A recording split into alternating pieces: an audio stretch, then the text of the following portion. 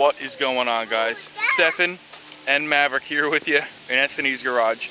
And what we have behind us is my 1994 Grady White Seafarer 226 equipped with a Honda 225 4-stroke VTEC engine. We're going to talk about why we got a boat with this engine on it. We actually looked for a boat that had this style engine for a very specific reason, and we're going to get into that right now. Now, usually when you buy a boat, anything that you buy for your boat is expensive. We call it the boat tax. It sucks. So what we really like about this Honda engine is this is basically a marinized 3.5 liter automotive V6 engine. What do I mean by that? This engine, for the most part, is literally the engine out of an Acura MDX. It is a 3.5 liter V6. Exhaust is in the same spot. It's just on this engine, it's a water-cooled exhaust manifold. You have one here, one here. Your intake manifold is in the same exact spot as it is in the car, right up top.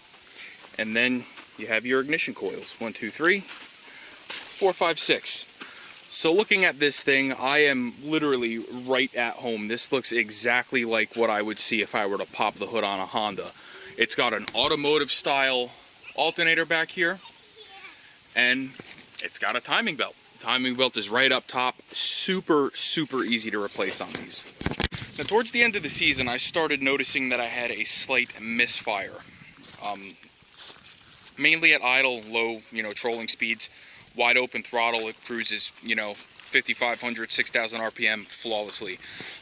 So what we did to verify, to figure out the cause of our misfire, is we just unplugged one ignition coil at a time. When we got to this top coil here, we didn't notice as much of a difference when unplugging it. So in other words, the engine was stumbling. Unplug this coil to disable it. The engine didn't stumble much more, which tells me this cylinder up here is my problem cylinder. So what did we do from there? We took this coil, put it here, this coil, put it here. When we did that, the misfire followed the coil. It did not stay on that cylinder, so that rules out compression, that rules out leak down, and that rules out fuel delivery. So we knew we have a spark problem. So what did we do? We replaced our coil. This is the original coil. This is the coil we put in. This coil cost me a whole $30. If you were to order an OEM Honda Marine coil, which is the same exact coil that's in their cars, would have easily cost you hundreds of bucks. But what we did is we typed in our model number here that was on the original coil, which is made by Hitachi. You'll see it right here, if you can even see it. It's a Hitachi CM11-207. So we Googled that number, and we found that this coil was used in a 1999 Honda Odyssey with the 3.5 liter. So what did we do? We ordered an ignition coil for a 99 Honda Odyssey, and we saved ourselves a ton of money by doing that. Now this little guy right here is our main reason for getting a boat like this. I like center consoles a little bit more. There's more room on the deck, but we needed something with a cabin for our little guys. We have two little guys to hang out in, when it's real hot out, the sun's beating down on us, and we feel like going for a boat ride. It's nice. We can throw them right in the cabin.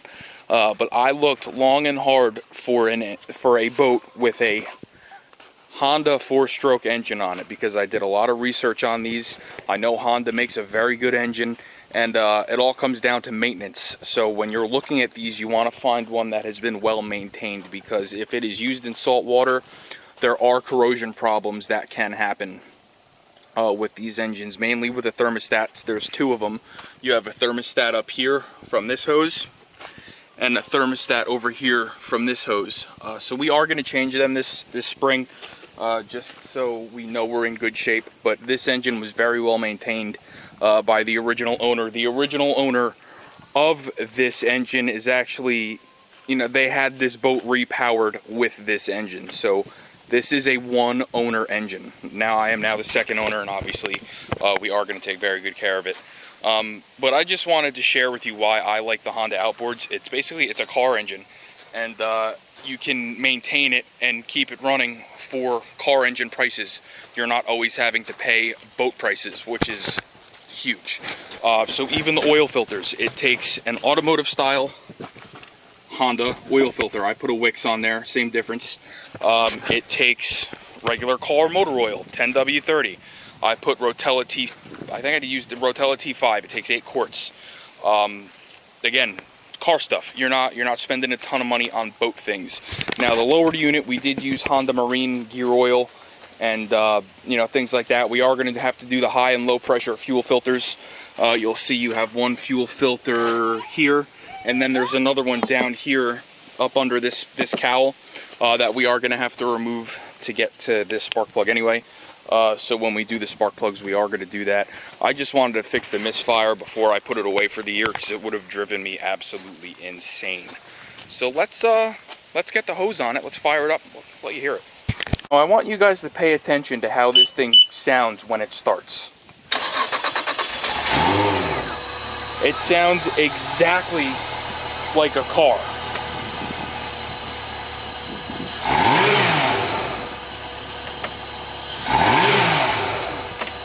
Like I said, this is literally a Honda V6 engine.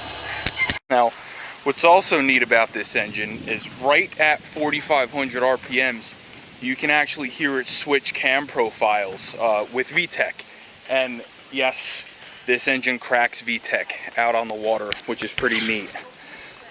So you'll see here, I'm going to give you a quick tour. Here you have your starter, right here on what we would call the bell housing. That is where the starter would be if this was an automotive engine, right, you know, around the same area. Here we have, like I said, our 3 ignition coils for this bank, our intake manifolds right here, throttle bodies right here up top with our air scoop. Here's our other 3 coils. Like I said, this is a V6, second exhaust manifold, and this is really, if you're an automotive mechanic and you're familiar with Honda's products, this is not going to be an unfamiliar sight when you pop this engine cover. And like I said, we fixed this engine with parts from a Honda Odyssey, which is unbelievably awesome. So if you want to see more content with this engine, like I said, we're going to be doing thermostats this spring. We're going to be doing a timing belt this spring. We're going to be doing spark plugs this spring. Definitely like, share, and subscribe. We are going to be maintaining this thing ourselves. We are going to get it and keep it running correctly, which is, like I said, part of what we did here by replacing this bad coil. So definitely like this video, share it, subscribe, and we'll see you on the next one.